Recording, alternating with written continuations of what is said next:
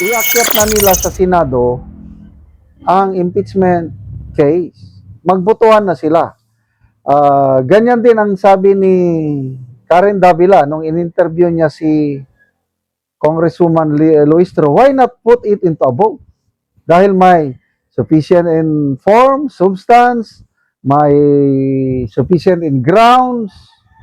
Tapos sinasabi nyo, you are confident na may 1/3 signature na. Put it to the vote, iakyat nyo na sa plenary para akyat na rin masimulan ng trial. Kasi you look slimmer kanina doon sa third floor. Kasi ang layo ko na doon ako sa entrance. Happy? Happy? Uy, Okay, kumusta yung okay. audio ko? Mag-mic nga. Magma-mic ako. Kumusta yung audio ko? Okay lang naman yung audio mo. Sarap pakinggan yung ganyang audio mo. Wait lang. Uy, something's wrong with your You have a pimple? Hindi, yung pimple ko tumubo dun sa nunal ko. Gigigil ako eh. Ooh, may wife, ganun din siya noon May nunal yung wife ko kasi din at tapos gumaganon yung nag-breakout doon sa may nunal. Tumubo dun sa nunal ko. So, nung kinutukot ko, nakakot yun na. Ipapakoterize mo ba yung nunal mo? O gusto mo yung may nunal ka? Actually, nung bata ako, flat naman yan. Para lang siyang spot. Pero as I aged, medyo nag-bulge. I don't know. Ako din, meron din akong nunal na flat noon, nag-bulge din. Akala ko sabi mo, ako rin may bulge. Hindi yung nunal ko doon sa bulge. Uy, ang kababoy mo, anong problema mo sa buhay? Alam mo yung mga bata kami, 'di ba? Mga bata. Inaano yan kasi daw babaero pag may nunal doon. Oh. Sa akin dalawa sa gitna tsaka sa may puno. sa may. What are we even talking about? Alam mo, recipe ka talaga ng disaster. Hindi natin Nunal 'di ba? Yung mga nunal may mga simbolo-simbolo yan, 'di ba? Ikaw dito sa pag may nunal daw sa pisngi, maiyakin daw. Kaya 'Di ba? Yung 'di ba? Pag may nunal daw dito sa may sa lips, chismosa daw. Pag dito sa noo matalino. Oo. 'Di ba yung mga ganon? Uy, kuya. Ano pa yung ibang photos mo sa akin na ipamba-blackmail mo? Baka naman yan yung wait lang. Yung lang, yung hindi nakikita yung itim ng mata mo. Yung puro puti lang, nakaganyan. Ganun ba? Wag naman yung baskil ha. Sasamain ka talaga sa akin. Totoo ba may baskil? Wala, konti lang.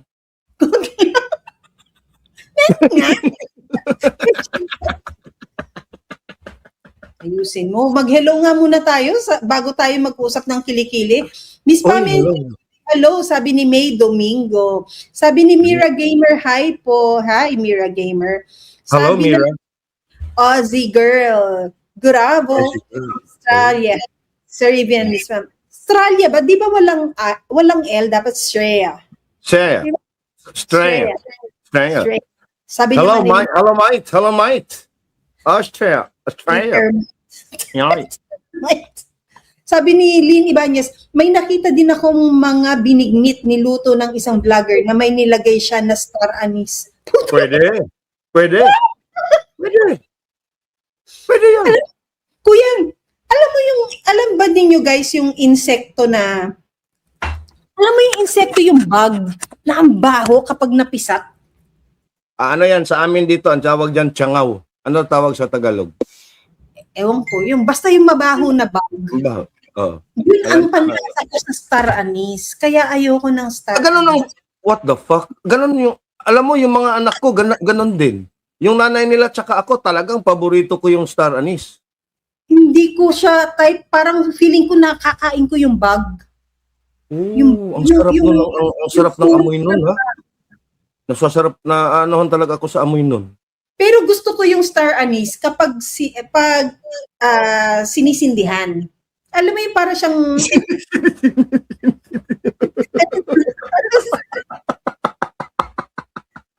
Natawa na naman tong hayop na to. Bakit? Ano nakakatawa sa sinabi ko? Bakit sisindihan mo yung star anise? Gagawin mong kandila pang fresh, ano? Oo. O, ganun ba yun? Yung may amoy siya na ano, Yun na nga, pero yun na nga eh. Ah, ganun ba yun? yung lasa niya hindi ko talaga type. Parang kumakain ako nung surot na Hindi, Pam, hindi yun kinakain ang star anise. No, Pampabango lang yun.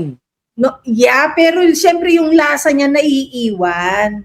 Oh, well, yes, no. Di ba may tinapay na may star anise na konti-konti? Anong tinapay na may star anise para hindi ko mabili? Anong tinapay yan? Ewan ko sa inyo, sa Tagalog meron ba? Dito sa Cebu meron yan eh. Yung mga, ano tawag dyan? Yung mga matabang na tinapay na sarap ano, sa sausaw sa kape. May mga star anise yan, yung mga biscuits na homemade. Oh, star anise. Tanga, sesame seed yun sinasabi. Hindi ba yung sesame seed? Oh, Sa binangkal yun eh. Alam mo yung binangkal? andyan sa may Makati? Angkal yun, gag.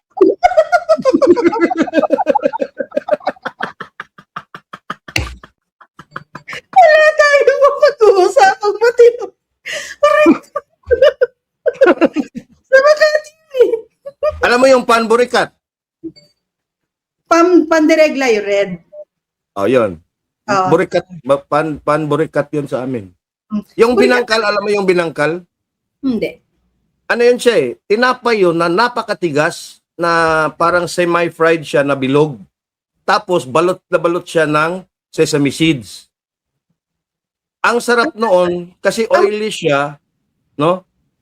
Ang sarap noon pagka malamig na Coke na may ice. Yan ang Tapos, Hmm. di ba may kasabihan? Pag binato ka ng bato, batuhin mo ng tinapay. Yun yung paano tinapay. O paano pag binangkal ang ibinito sa'yo, parang bato na rin yun. Tigas? Anong klase naman yan? Hindi naman ganoon katigas, exaggerated lang. Walang yan. Ang alam ko, Wala ka naman. ang tawag namin dun eh, yung parang roll, tapos hollow siya sa loob. Ha? Parang yung hollow siya sa loob. Tapos batot din siya ng sesame seed. Tapos kapag kinain mo, medyo chewy siya na parang nougat. Alam mo yung nougat? Yeah, nougat, yeah. I know Yung- nougat. Hindi lang naman ikaw yung social dito eh. Ako din, may social din ako minsan. 25 centavos nga lang yan, pasosyal pa ba yung nougat? Ewan ko lang kung may 25 cents pa na nougat na ano. Yung masama-sama na yung, di ba yung nung bata ka, nagpupurok na, purok na yung, purok ba sa tamang salita? Yung Ano kasi, ngipin, ikaw Tagalog yan eh. Oh. no, yung ngipin mo na nagpupulbura na. Kasi Yun.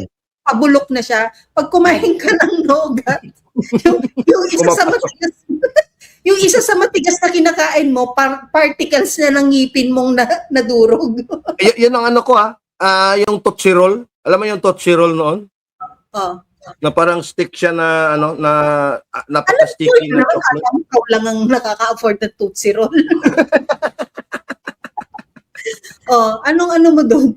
Anong beef mo sa Tootsie Roll? Yung pag kinain mo tapos may ano sa ano mo, may ano na sira na ngipin ka tapos kumakain ka nun, talagang pumapasok yun.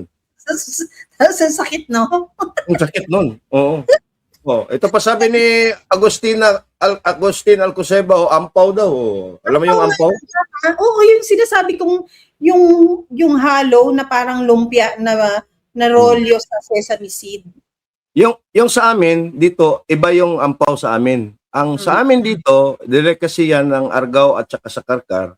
Ang ampaw sa amin dito, ano siya no? Yung kanin na binilad sa araw and it's fried and then mayroon siyang syrup na hinuholma siya ng mga cubes. Tapos crispy rice. Yung sa amin hindi siya cubes. Ano siya? Bilog pop rice ang tawag namin. Oh, yeah, pop rice, yeah. Pop rice. Tapos yung minsan na para siyang minsan traffic food siya. Traffic food. Di May ba? mga bus, maakyat. Yan. Speaking of bus na umakyat yung mga traffic food na yan. Kuya, kasi nung college kami, nung nag-college, dito na sa Manila. So every weekend, uuwi kami, kung may pamasahe babalik kami ng probinsya. Kasi magre-replenish naman kami ng mga Tupperware na inuwi namin, lalagyan ulit ng isang panglingguhan na ulam. Mm. Eh di, humihinto ang bus, sa bus station sa Dau, sa San Fernando, sa Dau, Pampanga, kuyang, hihinto doon. Siyempre, pagkahinto, aakyat ngayon yung mga nagtitinda ng penoy, balot, pugo, mani, and chicharon. Ang chicharon noon, siyempre, mga estudyante ang sakay, hindi namin ma-afford yung melaman na mga chicharon. Ang na-afford namin noon, yung chicharon na... Puro taba. Hindi, puro nga hangin eh. Hangin nga eh, puro taba yun, tapos hangin na lang pinapaikman. Yung hangin. Tapos, edi kaming magpinsan, yung pagbibili kami ng chicharon, yung sukle, tamang ipang-tricycle namin, dun sa terminal, pauwi ng bahay. Edi bumili kami ngayon. Tapos binigyan, buhos na suka, kain kami ganyan. Alam mo, sira ulo yung mang chicharon, hindi umakyat pabalik para doon sa sukli namin. Naku, kung ikaw, nasan ka man ngayon? Naglakad kayo? Ha? Naglakad kayo pa uwi kasi wala na kayong pamasahe. Meron pa siyang kahit papano magkano, nakauwi pa kami. Bakit malayo ba paglalakarin yung terminal ng bus? Yung terminal, medyo bayan, medyo baryo pa kami. Sama ng loob ko dun sa mamang chicharon na yun. Tinakbo Hanapin niya natin yun. Hanapin natin yun siya. Mga 80 years old na yun. Awa naman na ako, di ba? Kung nakakainis yung usapan na to, ba't napunta sa ampaw at saka sa chicharon? Ay, pero kasi panahon ngayon ng mga delicacies. Okay, go. Yes, pero I'd like to know, saan nanggaling yung yabang mo na yung binignit may carrots? Hindi. Kasi nga nag-usap kami nag-usap kami kapon ng pinsan ko.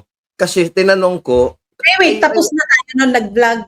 tapos na. Because I vividly remember na meron talaga kaming binignit at one point na may carrots. At niremind ako ng pinsan ko na yung pala, nung nagluto yung nanay niya doon sa kanila, kami nasa labas kasi kahoy ang pinaglulutuan kasi malaking kalderong ganyan kasi pamimigay sa mga pamilya. Okay? Inalasing kami. Inanuhan ng carrots nung ang isang pinsan ko. Nung nasa baba na, kasi anong carrots yun eh, tapos nung gano'n meron ng carrots.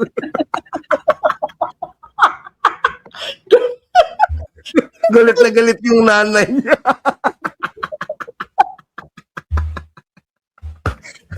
Alam mo, recipe for disaster ka nung bata, no? Hindi kasi kami, Pam, dito, kasi compound ito eh, mga tiyuhin ko, tiyahin ko, at magpipinsan. Dikit-dikit yung bahay namin, isang napakalawak dito, halos 1 hektarya to, tapos ilang magkakapatid ng tatay ko. Noon, pag halimbawa, may mga ganito, Holy Week, isa lang yung nagluluto ng binignit. Mag-chip in for the Tapos isa lang, tapos magtutulong-tulong kami, sibak ng kahoy, ganyan, magtatalop ng mga kung ano-ano dyan, tapos gagawa ng puto yung iba, suman yung ibang tiyahin ko, magkakatay ng manok na Bisaya, native chicken, parang ganon. Alam mo naman yung mga tiyahin ko, mga pinsan ko, habang nagluluto yan, nagiinuman yan eh. So, So, saan galing yung carrots? Kalokohan nyo lang? Uy, lagyan natin ng carrots. nagluluto nga eh. Kasi yun eh. Kasi, di ba, after the fasting, kasi yan eh. Di ba, yan, ang tag dito, by 3 p.m. on Good Friday, after 3 p.m., kasi patay na yung Panginoon daw, pwede nang kumain. Di ba, mag-break ka na sa fast. Yung binignit, kinakain mo yan during the fast. Walang rice, walang meat, walang isda, wala nun, di ba? So, nagluluto ng mga manok, ng mga chapsoy, yung mga ganun ba? So, ano na yun sa mga mesa? Tapos, yung carrots, recipe, rekado ng ibang putahe. nang iba yun. Tapos Sino sa mga pinsan mo? Mag-comment ka nga dito. akin kahapon. Napakayabang mo pa na. Oh, sabi ni Mildred Vio Vicente, totoo, ganyan din sa Leyte, family ng father ko. Oh, yun. Na may carrots ang binignit. Hindi, yung walang isa lang yung nagluluto ng binignit. So, paano nang himasok ang nanay mo at sinabing, Elmer, walang carrots yung binignit? Kasi tinanong ko din kagabi. So, tinanong ko. Tsaka yung kapatid ko. Sabi niya, wala, hindi yan. Sabi ko, meron talaga, may carrots. No? Tsaka tinanong ko. Ilang taon na yun. Hindi mawala-wala sa ano ko, hindi mawala-wala sa ano ko yun. Paano mawawala sa isip mo kung kalokohan ng kalasingan ninyo yung carrots? Hindi talaga, most memorable experience ng binignit yun. So all this time, kapag hating gabi, kapag Holy Week, akala mo yung kinakain mong binignit may carrots? Hindi naman, nung nag-vlog lang tayo, doon pumasok ulit sa loob sa ano ko. Pero I remember wala talagang carrots, oo. Yun, tama. Oo. Yun, 'di ba yung binignit ang tawag ninyo sa Cebu. Tapos sa Katagalugan, ang tawag diyan is ano ang tawag, mother? Ginataan? Ano ba yun? Ginataang bilo-bilo. Bilo-bilo. Tapos pinaglaban ko kahapon yung sampelot. Yes, sa pelot. Ano yun? Yung sampelot. Sabi ni mami ko, sabi niya, visit kayo sa pelot, Kapampangan. Sabi ko, tapos kinonfront pa ako ng nanay ko, sa GC namin magkakapatid, di alaskado na naman ako, di ba? Pwede na i-private message, kagusto din niyang pinapahiya ako sa mga kapatid ko, di ba? Sabi ko, mami ko ba? Ano ba yung sa pelot na Kapampangan dish? Yun yung ginataang bilo-bilo na binigyan. Okay. Ang tawag sa Kapampangan, sampelot, lelot, lelot, sampelot. Yun ang tawag, kanya-kanyang tawag. Kinall out ako ng nanay ko na sabi, sa Kapampangan yun, ang tawag sa Tagalog, ginataang bilo-bilo nga. Ano ba yung mga sangkap doon? Pareho din dito sa amin. Okay, yung sige, I'll try my... Sige, sa inyo muna. Yung sa amin merong sago. May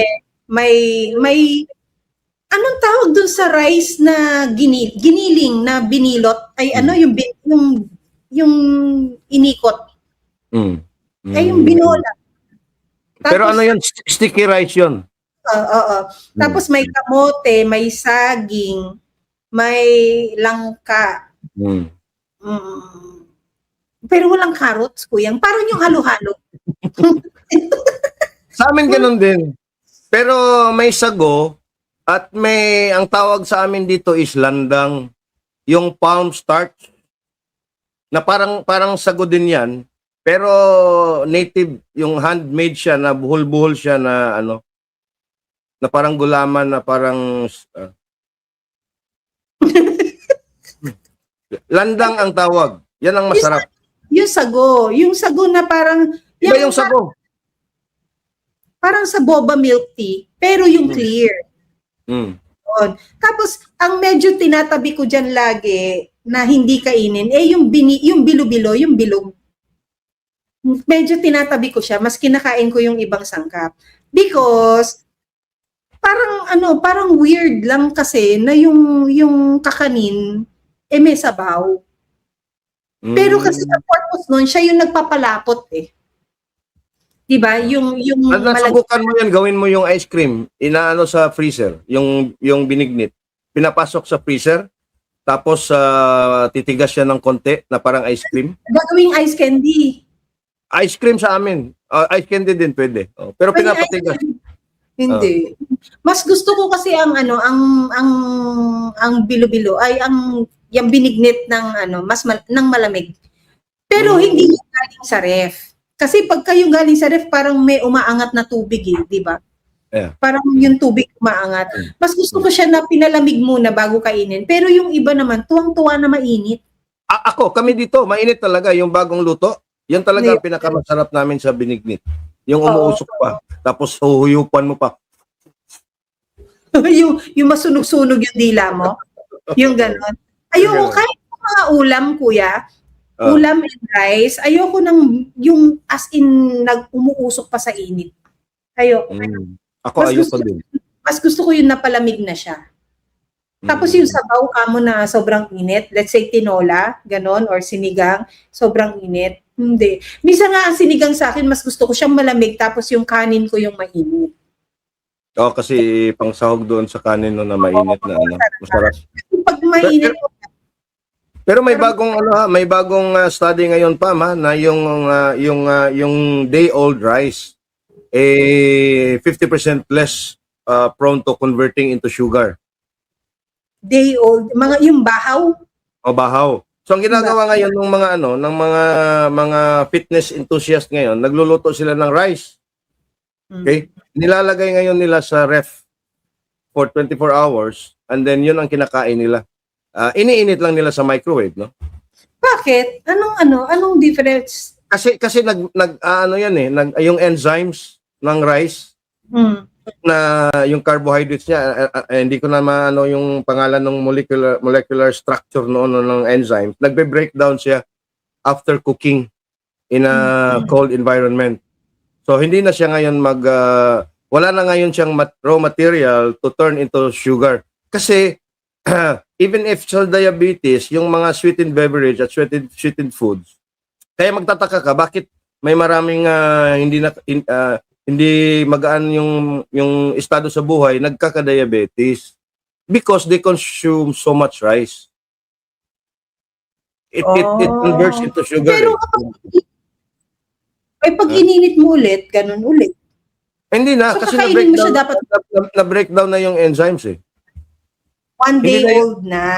Hindi na yun marirestore eh. Okay. Kahit initin mo ulit. Oo. Okay. Sige, noted. So, magtituloy ako ulit magtakaw ng rice. Bahaw. Hindi, nagbawas na ako ng rice. Kita naman, di ba, may contour na yung mukha ko.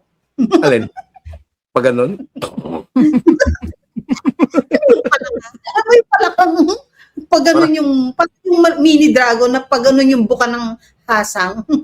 Pero okay ka na rin kaysa sa isang palm dito sa Cebu na Uy, speaking of palm sa Cebu, ano ang plano niya for yung ganyan? Loko-loko ka, kuya. alam mo yung mulmul? Yung mulmul kasi ngongo yung nagsabi. Hindi, yung mulmul yung isda.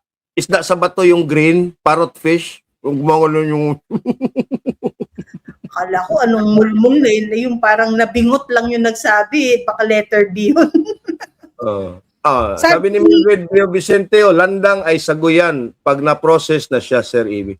Alam ko nga, Mildred, ano bang sabi ko? The same yan sa sago. Pero natively made na handmade yan na buhol-buhol siya na wala kasi siyang hulmahan eh.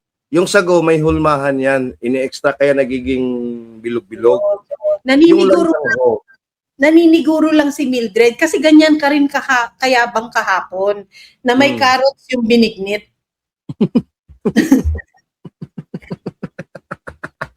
Alam mo, saya-saya ko na nagkamali ka. Saya ko. Bakit? Kasi lagi kang tama eh. Sabi, kahapon achievement unlock sa akin. Yes, nagkamali siya. Kanina nga sa interview natin kay Mr. Chet, sabi ko, ang ganda ng mga tanong ni Kuya, talo na naman ako.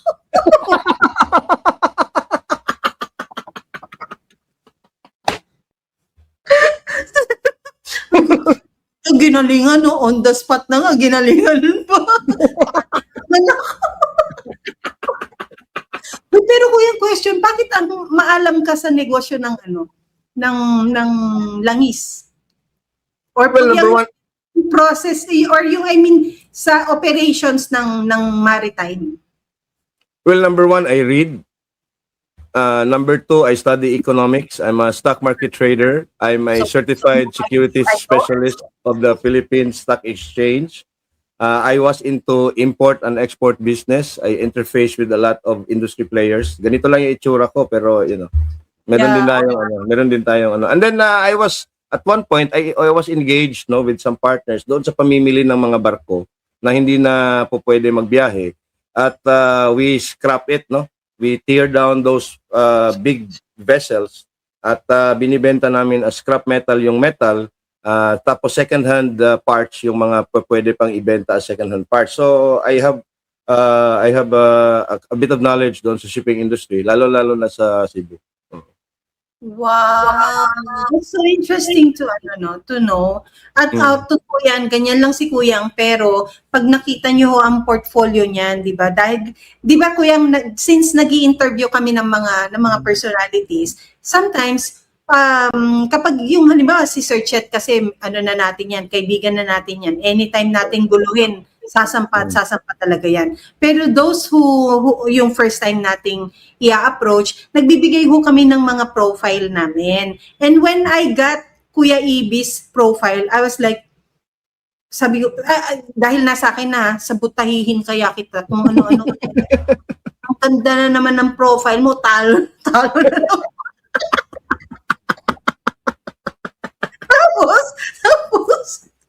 Tapos, sabi ko, interviewin kaya natin, yung magwa 1 year na si PRD, di ba?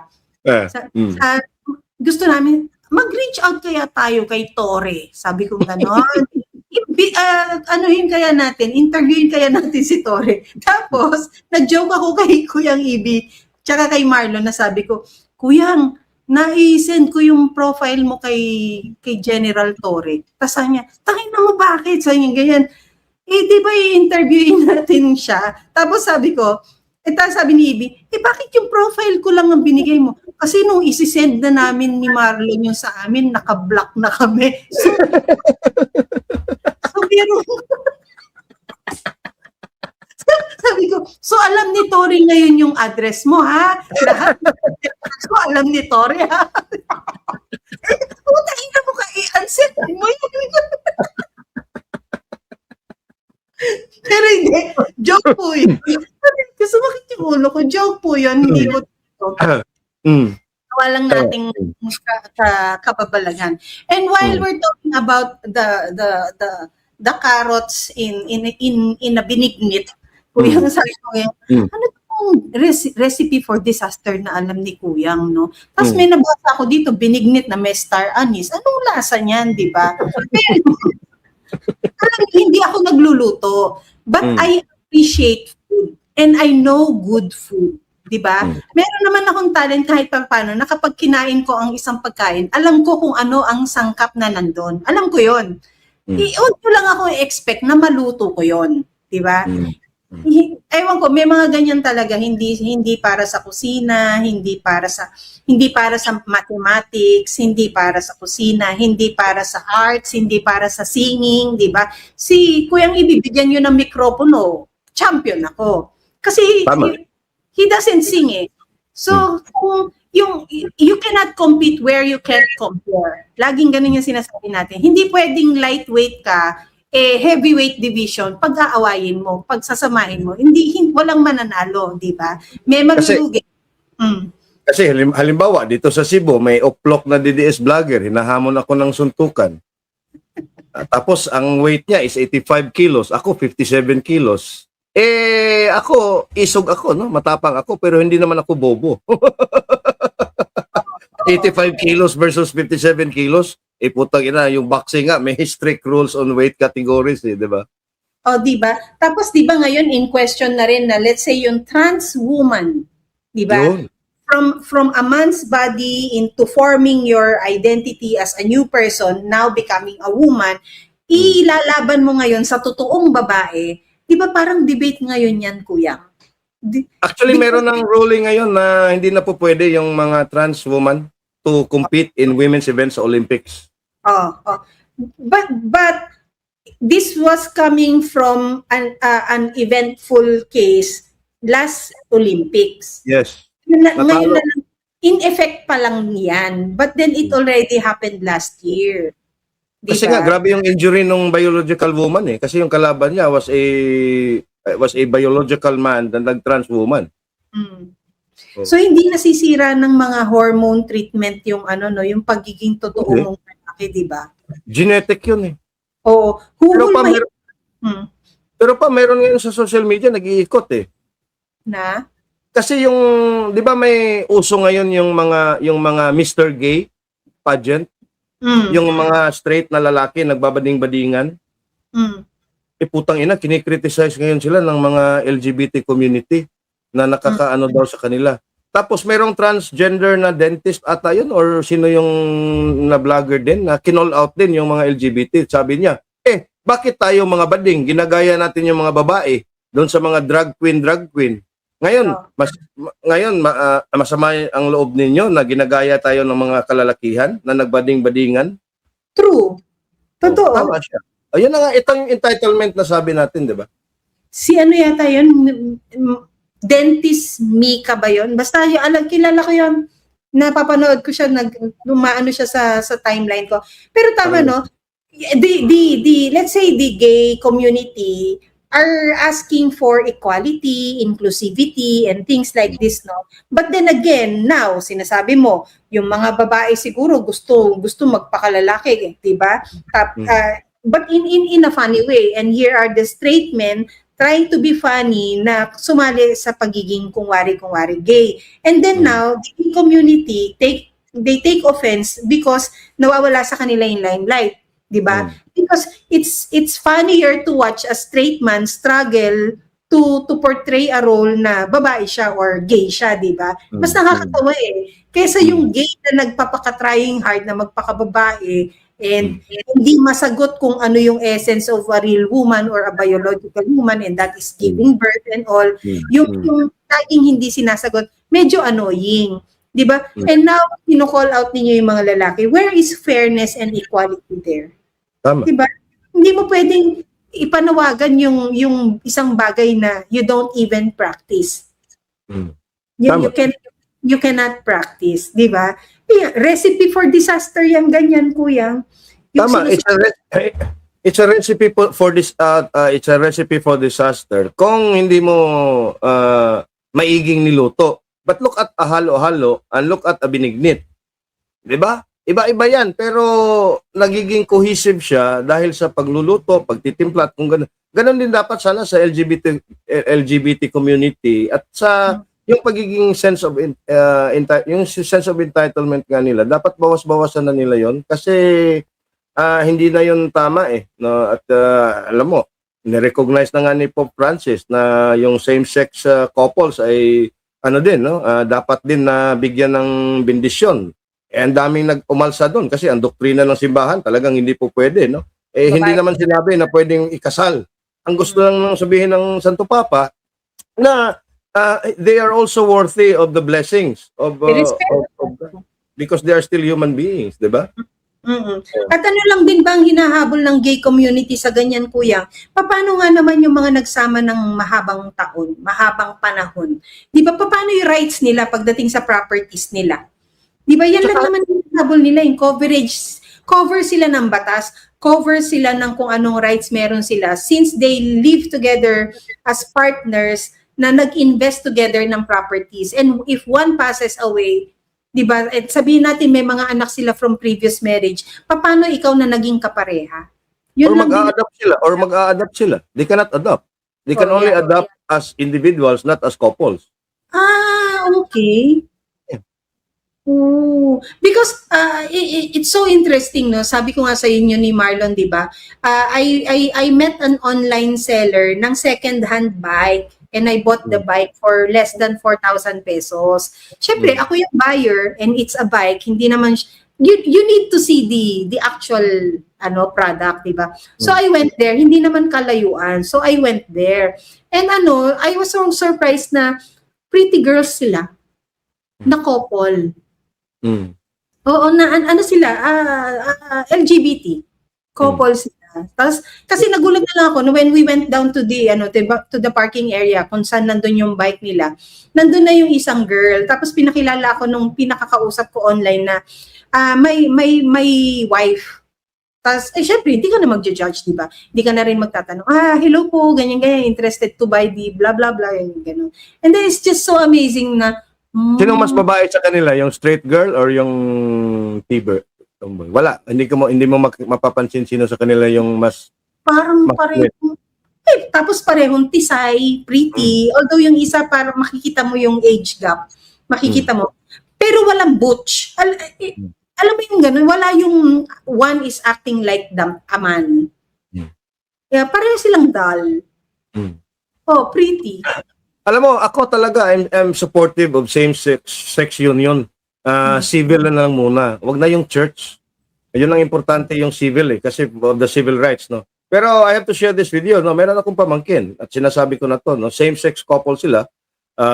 They're in their mid-20s. Isa na, yung pamangkin ko is a doctor. Yung kanyang wife is a software engineer.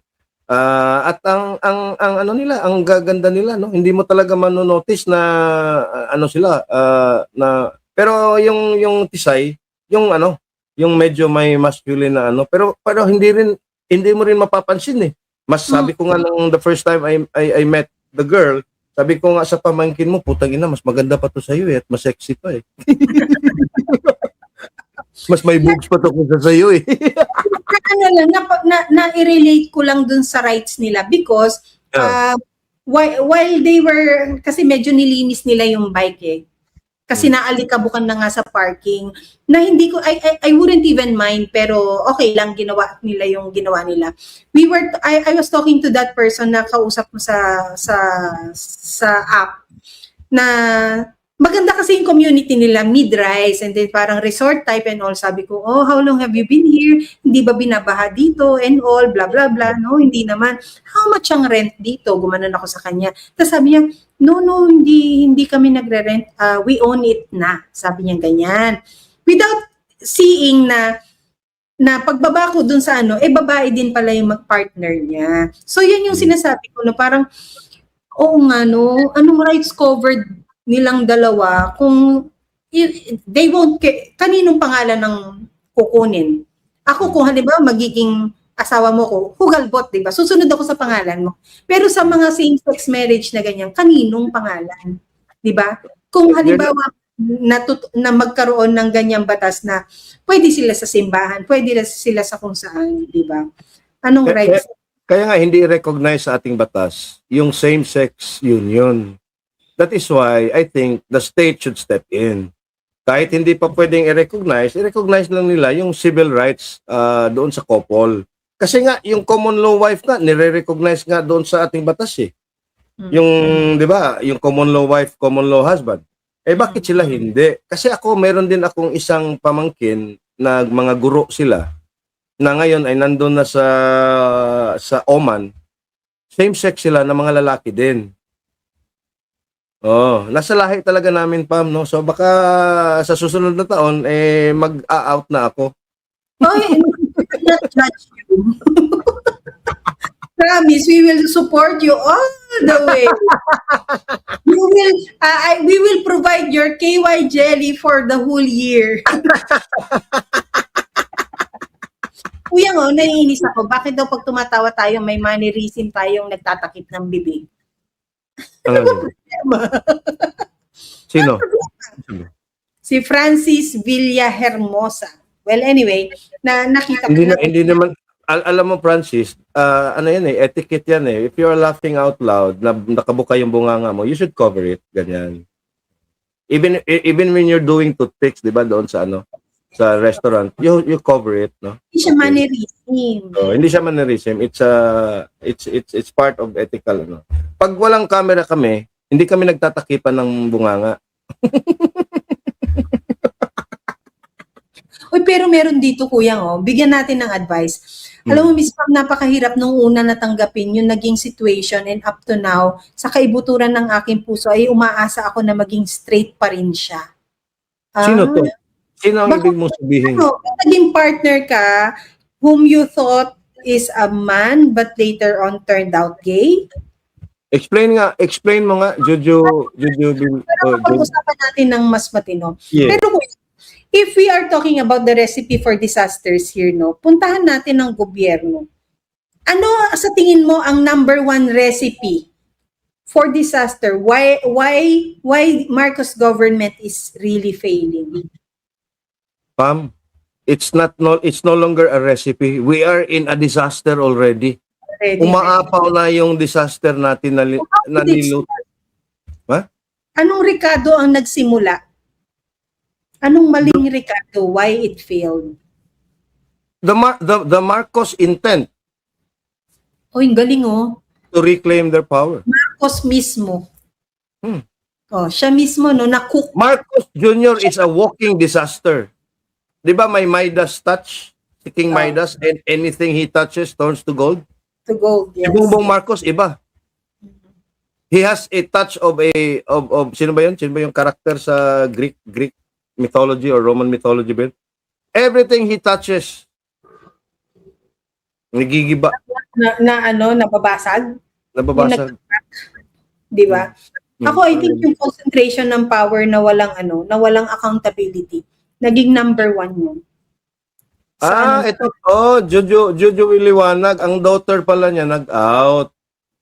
Siya na maging lesbian nung college na siya at nasa Qatar po ako noon. Oh, okay. Do you feel somehow na since nasa Qatar ka noon, nag-out si daughter mo as lesbian, somehow ba you blame yourself because you were an absentee parent? Why it happened? And ano po ang relasyon ninyo sa ngayon? Di ba? Di ba, kuya? Alam mo, Miss Juju, no? Before 1991, the World Health Organization considered homosexuality as a mental illness. No, for a long time, yung pagiging homosexual, both sa babae at sa lalaki, was considered as a mental disorder by the World Health Organization. At I think it was in the early 90s, I cannot remember the exact date, 91 or 93, WHO took it out from the list of mental illness, yung homosexuality, because nakita sa study na it's genetic predisposition. Talagang nasa nasa genetic makeup. No, so wag kang maniwala na sasabihin na keso ganyan, keso sa environment, keso ganyan, hindi. Inherent yan sa ating genetic profile na yung tendency to be homosexual. In fact, if you look at the animal kingdom, no? Hindi uncommon. In fact, it's very, very common na may mga homosexual na mga hayop. And in fact, yung homosexual na hayop, sila yung nag-step in. Halimbawa, pag nawala yung nanay, halimbawa sa wolf pack. Kuha lang ako ng water ha. Nauubok. So wag kang magtataka. Dalawa yung anak ko, isang babae at isang lalaki. Single mom po ako, sabi ni Jojo. So sino yung nag-out? Yung babae lang, no? Nag-out siya na lesbian siya. Yung lalaki naman, straight pa rin siya o nag-out din siya? Jojo Bell. Super close naman po ako sa mga anak ko hanggang ngayon. Well, that doesn't make them less of a person. Pagka lesbian yung anak mong babae, in the same manner na yung anak mong bakla, hindi naman, in fact, mas gusto ko pa nga yung mga bakla at kasi ang galing talagang humanap ng diskarte ng mga bakla. Talagang ang sarap kausap. Ang sarap kausap, tapos very talented, di ba? Yung mga tomboy naman, ganun din. Talagang ang galing kasi they have the qualities of a woman and the qualities of a man. They have the the sensory perception of a woman, but then the drive of a man. So they have the best of both worlds eh. Yung ganyan. No? Pero ang sa akin lang kasi yung sense of entitlement na hindi ko naman nakita sa aking mga pamangkin, which I really really praise them for that. No, kasi nga ako din sinasabi ko sa kanila na respect does not need to be legislated. Respect is earned. Kahit anong batas yan, pag ikaw ay balasubas yung ugali mo, balasubasin ka talaga. Whether you're gay, lesbian, or a straight person. Is it really entitlement, kuyang, kung ipinaglalaban lang din naman nila yung karapatan nila? Saan ang gagawin yung sense of entitlement? Kapag yung nagpapatawag ng ma'am or miss. Oo nga no, Cebuano, that guy. Yung you still have the anatomy of a man, pero gusto mo doon sa CR ng mga babae. Oh, yung the demand na dapat may CR na neutral gender instead of man and woman. Putang ina, meron ka pang titi at meron ka pang bayag. Gay men still derive sexual pleasure from masturbating with their penises. So, practically, anatomically, biologically, they are still a man. So why do you demand, taray-taray mo yung putang inang titi mo at bayag mo at doon ka sa CR ng mga babae? What the fuck? What about, Kuyang? Kasi syempre, halimbawa, yung gay mag-CR sa lalaki, Kuyang, hindi naman komportable kayong mga kasabayan niya. You feel? Bakit hindi? Hindi, merong mga ganun yung iba may na-off Lalo, let's say, the cross-dressers. Ako wala problema. Ako hindi naman ako ano man naman itong mga lalaki na open pag may bakla silang katabi na nagbibibi ng ganun. Bakit sila ma-open yun? Ano ba ka-openan nila? Ang ma-open lang sila pag sumisilip sa kanilang Yan ang offensive. Kahit nga hindi bakla at hindi cross-dresser, even if he looks like a man, tapos sisilipin yung nagaganyan ka, talagang Foul. Foul yun. Mali yun. Pero yung cross-dresser, because anatomically, lalaki sila eh. So, di ba? And then, meron din namang mga toilet na may cubicles, di ba? Doon sila, pag hindi ka komportable. Pero sa malls, Kuyang, nakakakita na ako minsan ng third room Men, women, and yung, alam mo yung dress and basta yung character na dress, tapos yung other half niya is lalaki. Yeah, parang split personality, di ba? Meron na ako nakikita na third rooms minsan sa malls At least ina-accommodate. Pero yung halimbawang mga establishments na wala, huwag tayong mag-demand na dapat lagyan just to accommodate you. Halimbawa, ito tanong ko dyan sa third gender CR na yan. Okay. Papasok ngayon yung bakla kasi third gender siya Okay. Lalaki siya anatomically. Paano yun pagpapasok yung babae na tomboy na hindi naman nag-dress lalaki? Halimbawa. Paano yun? Ma-open ba yung bakla? Dahil yung tomboy na pumasok doon? Ako, dapat ba ma-offend ako dito? Miss Ma'am, no offense, but the first time nanood ako ng 3FS, I thought you were a T-bird. Maybe the way you communicate with Boss Marlon. Kapag kay Ibi pa ako nakapag-communicate, pagka offline po kami, napakalala namin. Sobra Kuya, minsan nga hindi na namin makontrol, minsan nila-live na lang din namin Yung pagmumura na lang, pag si Ibi pa po ang kaharap ninyo, mawawala ho kayo sa kung anong kasarian meron ho kayo. Ganun ho makakalito si Ibi Hugalbot.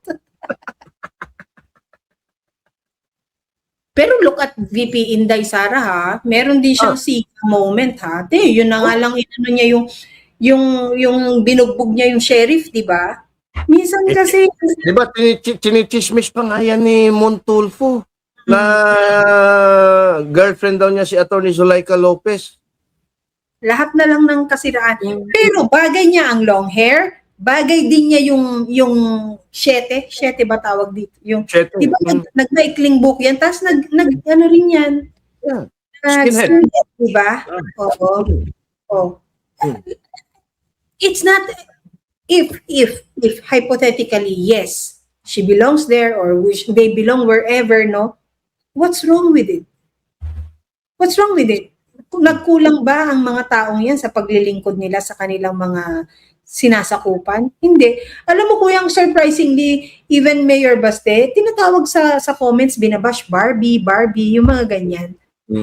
Kasi yung ibang tao, akala nila nagtatago siya sa mga tattoo niya as this and that. But every inch of Baste Duterte is a man. You can't see tell me, everyone here, yung makakapagsabi na every inch of Sandro Marcos is a man. Sige. Sige. Pasok kayo dyan. I-compare nyo si Sandro Marcos sa pagiging manly niya compared kay Baste Duterte. Where will Sandro Marcos be? Saan siya Not even an inch. Not an inch, not a centimeter of that boy is a man. That boy is a girl. No offend, baka ma-offend ang mga girls, ha? This boy is in love with you, pare. Sabi ni Lee, babae ako pero minsan nakigamit ako ng CR ng lalaki kasi ang haba ng pila ng CR ng babae. Buti na lang yung pinayagan ako makigamit ng cube. Nangyari sa akin yan sa gas station, kuya. There you go. In And fact, what problema? nangyayari din sa akin yan. Sometimes, halimbawa, magta-travel, mas marami yung lalaki kasi marami kaming lalaki. Empty yung CR. Sinasabi ko doon sa attendant, "Oy, dito muna ako, hindi na pwede, hindi na kaya. Mag-ano na, sasabog na yung pantog ko." Oh. Sasabihin naman, "Sir, okay, sir." Oh, di ba? Wala problema. So, those who take offense and just because you feel a certain entitlement, wag ganun, di ba? Recipe for ano yan? Recipe for disaster ng isang mapayapang komunidad. Di ba? Na ipipilit mo yung sarili mo na babae ka, pero hindi ka pwedeng manganak. Sa mga beauty contest, kuyang, di ba? Even sa US scenario sa mga mga legislators, yung sa ano nila sa plenaryo nila pag nagdedebatihan ng gender equality, di ba may mga responses doon na hindi mo masagot kung babae ka talaga o lalaki ka talaga. I-deflect yung the way na pagtatanong sa kanila. Even up to the point na pinapahiya ka na nung lawmaker na parang, ikaw ba pwede ka manganak? Tapos babaliin mo yung sagot na, I won't answer that question because I feel like you are intimidating me, yada yada and things. It's a question answerable by yes or no. Tama. Diba? But speaking about America and the US, no, alam mo ba na yung kanilang National Treasury Secretary of the Treasury na si Scott Bessent is an openly gay man with a same-sex marriage. Oh. Si Scott Bessent. Scott Bessent originally came from South Carolina. In South Carolina, a conservative state, Republican state, no, they do not permit same-sex marriage. So he moved to a Democratic state in New York kasi kasi liberal yung New York eh. So doon siya para kasi it's outlawed eh. It's criminal doon sa South Carolina. Talagang makukulong kayo diyan. So nag-move out siya sa South Carolina. He went to New York at doon sila. Yung kanyang husband nandun sila. Oh. Yun. Nag-move out siya just so he can live the way he wants to live. Na yes, but they dress like a man. Ay. Maraming ganyan sa Europe, kuya. Oh, yes. Sabi ko Even sa iyo. here. Dito medyo conservative pa, dito medyo mahihiya pa. In Europe, in 2012 when I was in Germany for a business trip, kuya, nasa tram. Kasi parang konting nun somewhere na yung pupuntahan namin. I was so mesmerized by the faces of the men there na parang sabi ko, ang gwapo ng mga tao dito. Diba? Ang gwapo talaga nila. And then pagbaba, nag-lips to lips. Kasi mauunang bababa yung isa. Na parang sabi ko, okay. Siyempre, hindi ka na makapag... Open-minded na ako noon kasi nga surrounded by European bosses naman na ako noon eh. Parang hindi ka na rin makapag-judge noon. Hindi ka rin naman makachika sa boss mo na parang, kadiri, and all, blah, blah, blah. Ay, pogi pa naman sana, yada, yada. Hindi na ganun eh. But then, ang gagwapo talaga nila. Tapos mga nakasuit, talagang tie, Gucci, things. Grabe. Tapos biglang, nung bumaba yung isa, nag-lips to lips. Sabi ko, Korean, pababa na ako. Alam mo, I think this was about 10 years ago. It started a fad na yung mga bakla dito sa atin nag-gym na ang lalaki mga katawan, nagtatato, they're growing beards, may mga balbas. nagpapakalbo. Mm. Di ba? Yan. And then the trend as well na yung mga tomboy are dressing like women, naka-makeup, naka-eyelashes. They dress like, Look at the new relationship where Janela Salvador is now. Yung artista si Janela Salvador. Di ba ang partner niya, girly butch? Mm. Ay, hindi ko alam kung ano yun. Ano ba yun? Pilot yata yun o volleyball player? Nakalimutan ko na. Tingnan mo yung mga volleyball players, di ba? Oh, yeah, true. Yung mga ganyan. And years ago, no, I think 10 years ago or way back even, meron kasi kuyang mga contest na Eurovision sa singing. Yeah, Eurovision. Eurovision. Di ba merong isang winner doon, I think 10 years ago, na talagang ano siya, yung gown niya, yung hubog niya babae, pero balbasarado. Mm. Di ba nagkaroon ng controversy? Naging ano yung debate online na parang, hindi daw ba niya natapos yung choice niya ng sexuality niya na nakalimutan niyang i-shave yung ano niya, yung bigote niya, yung balbas niya. Pero hubog katawan talaga na ng babae na siya. Pero balbasarado pa rin. Di ba usong-uso yung mga entertainers noon na tinatawag na doble cara, na half of them ay dressed like a man, half is dressed like a woman. At May singing contest. May singing contest na mga ganun, di ba? Yes. Doble cara, di ba? So again, let's go back to our discussion nga doon na respect to whatever sexual preference you have does not need to be legislated. Kusang loob na ibibigay yan sa mga tao pag ipinakita mo na mabuti ang hangarin mo at kalooban mo. Diba? Pero kung nag-a-assert ka na, uy, tawagin mo naman akong ma'am. Tingnan mo, nakabihis babae ako, naka-makeup ako, naka-long nails ako. Eh yung yung mukha mo ay talagang talo pa si Mike Tyson, eh paano ka mag-share dyan? Kuyang iba rin kasi yung nakikiusap ka ng tama. Sa hindi mo na nga itsura yung gustong itawag sa iyo, salbahin mo pang pinakiusapan yung tao. Yeah, we're talking about this guy and the waiter na pinarusahan niya, di ba? Tapos yung ini-impose mo na, sige, tumayo ka dyan for 2 hours. Hindi ko rin naman maintindihan yung waiter bakit niya sinunod to. Customer lang naman. Sagutin diba? ko lang to si Florin Carlo 8. May tanong siya, flash mo nga.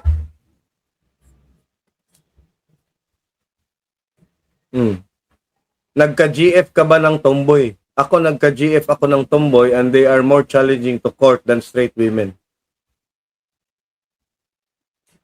So what's the question? Nagka-GF ka ba ng tomboy? Yun ang question, di ba? Kasi mahirap daw sila ligawan. Eh, ba't niyo naman siniligawan? Eh, hindi nga niya gusto ng lalaki, makulit ka rin. Pero nagka-GF siya, meaning sinagot siya. Sabi ba niya? Ay, sorry. PG naman to. Ako nagka-GF ng tomboy.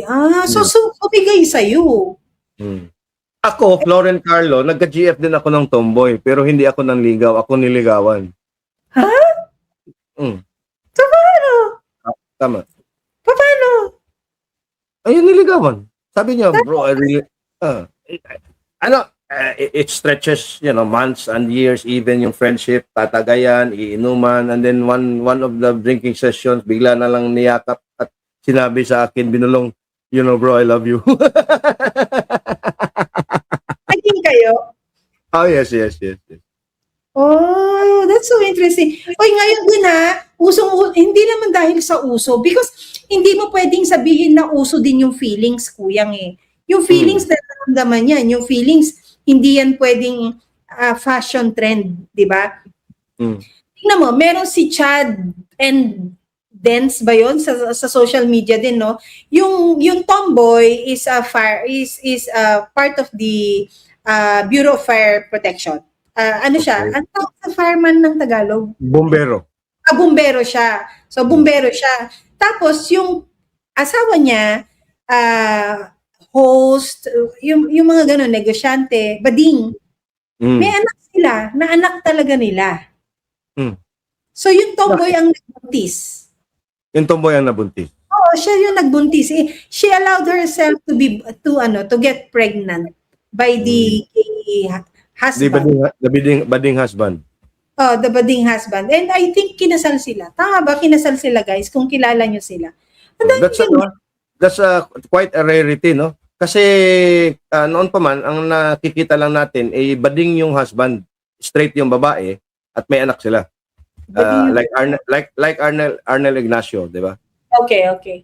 OG Diaz. Judias. So dito sa amin marami din, no? In fact, mga matatanda, ganun din eh. Kasi mahirap talaga mag-out noon bilang isang gay. Talagang ako naranasan ko sa aking mga pinsan nung mga ganun. Talagang ilalagay ka sa sako, pauusukan ka. Talagang itatali ka doon sa puno ng duhat. Kasi, Yung mga ganun talagang kasi nga kasi it was homosexuality then was number one considered as a mental illness, and number two, the work of the devil. pero alam mo, kuyang, yung It's mga... religious yan noon. Kaya nga doon sa Biblia, tingnan mo yung Biblia, if a man sleeps with another man, he shall be stoned to death. Nasa Biblia yan. Nasa Leviticus yan. Bakit buti nga at least now that we are very open about and embracing, accepting of these things, no, sa society natin. I think that all the more encourages that it only takes respect for one to be recognized and for one's rights to not be questioned, no? Kaya lang may linya pa rin kasi. May linya pa rin ng do's and don'ts, 'di ba? Because meron tayong ang bansa natin, ang mundo natin, hindi pa yan nare-reset into lahat tayo bagong panganak, 'di ba? Meron pa rin kontra sa ganitong practice. Meron pa rin mangingwestiyon sa ganitong gawain and things. Of course, nandiyan ang Biblia, nandiyan ang politika, 'di ba? Na ang sinasabi ng Biblia ganito, ganyan. Na alam mo ba, syempre yung Bible, it does not evolve into times. Kung ano ang noon, siya dapat yung ngayon. Hindi kagaya yan ng mga batas na nire-repeal, tapos 'di ba, i-improve, i-edit, i-correct yung mga ganyan. I do not even know, and I hate to question it, and probably people will get mad for me questioning it, na should the Bible still be, sorry for asking, should it be still the basis of our personality or humanity? Alam mo, there's a saying in philosophical debates, no? If you do not read the Bible, you're a Catholic. If you read the Bible selectively, you're born again or a Baptist or an evangelical. If you read the Bible from cover to cover, you'll probably become an atheist. And you've done that. Because the Bible was written 2,000 years ago in the most illiterate part of the Middle East, no? Having been edited countless times in the few centuries thereafter, pero hanggang doon na lang during the Council of Nice, hanggang ngayon wala na. It's the divine law. Ito yung problema diyan, Pam, kasi ang tawag diyan sa is the divine command theory, na because the Bible is the word of God and everything that God says and commands you to do is right, kaya tayo nagkakagulo ng mga ganyan. Pero if you look at the contradictions in the Bible, and there are books written about it, halimbawa yung keeping of slaves, yung sinasabi na okay, go Israelites, you go to this tribe, kill all the men, pero buhayin ninyo ang mga babae na 10 years old or something, and then keep them as your slaves, and then your children can inherit your slaves. You look at the Bible and it's the most sexist, misogynistic book ever written. Is that why you don't believe in it? Actually, The reason why I am an agnostic atheist, no, just to give context, no, I'm agnostic. Agnostic meaning hindi ko pa sigurado, no. I don't agnostic in the deistic sense, no, na may isang creator God, no. Hindi ako naniniwala na may isang creator God because of two reasons. One, our scientific understanding is not enough to prove to me that there is indeed a creator being. People call them God. However, our current scientific understanding and philosophical arguments also does not disprove the existence of a creator being. Therefore, I'm agnostic. I'm neither or for that. No? I am atheist, however, to number one, the three Abrahamic religions, Judaism, Christianity, and Islam, as well as the polytheistic religions of the Hindus, the anthropomorphic gods of the Norse mythology and the Roman and Greek gods, and all the Anito gods of our tribal Philippine religious tradition. Because kung titingnan mo, I believe that our morality is grounded in our understanding of how human civilizations should act. I'm a humanist first and foremost. I consider myself human in a sense that I look after my fellow human being, no, rather than being dictated upon by any claim of a sacred text or a sacred God. Because kung titignan mo nga, no, look at the okay. Ito ang sinasabi lang, alam mo, ang daming Christian, pro-Christian Israel pro-Israeli Christians at anti-Muslim sila. Pero alam mo ba na ang pinakamadikit na sa three Abrahamic religions ay ang Islam, ang Muslim at saka yung Christian?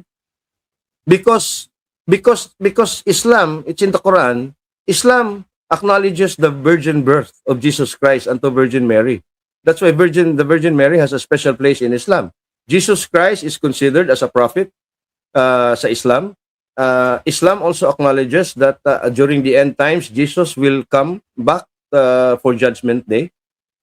Pero doon sa Torah, sa Jewish tradition, they do not accord divinity to Jesus. He's just a teacher, a rebel rabbi. Number two, they do not recognize the virgin birth of Mary. They do not accept the divine lineage of a Jesus Christ. He is not the Messiah as claimed by the two religions. So, mas malayo yung mga Hudyo kaysa Kristiyano at mga Muslim. Mas malapit ang religious tradition ng mga Muslim at mga Kristiyano. So, Where will you be in your belief when the end of times come? I'm Where sorry?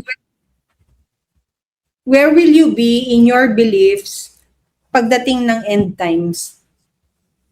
That's presuming that I believe in the end times and life after death, because I don't. Because diba, usong-uso yan with everything that's happening, diba, yung halimbawa nga daw, yung the big one, pagdating na yan, it's a sign of end times and all. So magbalik loob daw sa Diyos and things, no, para ligtas ka. Paano yung ganyan na may question? Ibig bang sabihin yan, hindi ka maliligtas? Tapos ito, diba, pasintabi sa mga kaibigan natin dyan sa Iglesia ni Cristo, di ba parang ang motto nila is sila lang ang ligtas? Tama po ba? I-correct nyo naman po kami. So paano tayong mga Katoliko? Paano tayong mga Kristiyano? Paano tayong mga iba ang paniniwala? Pagano? Di ba? Itong post, unofficial Bato Solid supporters. Payag ni Senator Erwin Tulfo tungkol sa impeachment ni BP Sara. Senator Tulfo gustong ituloy na ang impeachment ni BP Sara dahil naghihintay na daw ang mga tao. So, naniniwala si Senator Erwin Tulfo na kailangang ituloy ang impeachment trial laban kay Vice President Sara Duterte, lalo na't matagal na itong hinihintay ng Vice Presidente. Sabi niya, tuloy na natin kasi nag-aantay na yung mga tao. Even the spokesperson of the BP said, we're ready. We will prove that the BP did not violate the Constitution. Matatandaan ng idiniklarang unconstitutional ng Korte Suprema ang impeachment ni BP Sara. So, tama, narinig ko si Attorney Michael Powa. Atat na rin kami, sabi ng spokesperson ni BP Sara. Bloodbath, yes. Kasi tinanong siya ni Miss Pinky Webb ng Billionaire News Channel, bakit nagsampa na naman kayo ng reklamo, petition sa Korte Suprema? Diba, gusto nyo ng bloodbath? Sabi, yes. Kailangan ang bloodbath, doon sa trial, sa Senado, doon kami handang-handa. Bakit pa kayo nagsampa ng petition sa Supreme Court? Ang sagot ni Attorney Michael Powa is, katungkulan naming mga abogado na pangalagaan o proteksyonan ng aming kliyente kung nakikita namin may paglabag sa batas. Nakita nila paglabag sa batas yung overreach o yung fishing expedition. Kaya nagsampa sila ng kung hindi sana mag-fishing expedition itong Committee on Justice, wala sanang problema. Ang hamon nga ni BP, yung Attorney Michael Powa, right now, iakyat na nila sa Senado ang impeachment case. Magbotohan na sila. Ganyan din ang sabi ni Karen Davila nung in-interview niya si Congresswoman Luistro, why not put it into a vote? Dahil may sufficient in form, substance, may sufficient in grounds. Tapos sinasabi nyo, you are confident na may 1/3 signature na. Put it to the vote, iakyat nyo na sa plenary para akyat na rin masimulan ng trial. Yan. Talagang gustong-gusto na rin namin, kaming mga DDS, para matapos na once and for all. Ang problema, ang mga kongresista, pinapatagal pa sa Kamara. Na, klaro naman, sumagot ng kampo ni BP Sara. Ano yon? Answer ad autelam. You don't have jurisdiction over us. Sumusobra na kayo. Double standard kayo. So bakit ang dami pa nilang hearing? Maghi-hearing kuno tapos pinapa-attend nila si BP Sara tapos ang mga abogado, hindi naman abogado ni BP Sara, hindi naman authorized na mag-cross-examine sa mga witnesses. Ano ba yan? Di one-sided. Di mabuti pa doon sa trial mismo sa Senado dahil pwede na ang mga abogado ni BP Sara mag-cross-examine sa mga witnesses. Kaya ang tunay na bloodbath nandoon. Okay, tingnan natin ang reaksyon ng taon bayan ha. 36,000 ang nag-react. 22,000 ang tumatawa, 4,000 ang galit. 8,500 lang ang nag-like. So, anong percentage ito? Nasa 80% hindi naniniwala kay Tulfo. Ibig sabihin, 80% sa mga tao ayaw nila sa impeachment. So, tapusin na. Once and for all. Bakit? Matatakot tayo sa trial na yan na siguradong panalo naman tayo sa Senado. Wilson Taganili, Ben Dilo, Ading Pascual, no more Tulfo in 2028. Well, I'm sorry. Sa 2028 na senatorial survey, nangunguna pa rin si Rapi Tulfo. Kung senator lang, mananalo pa rin sila.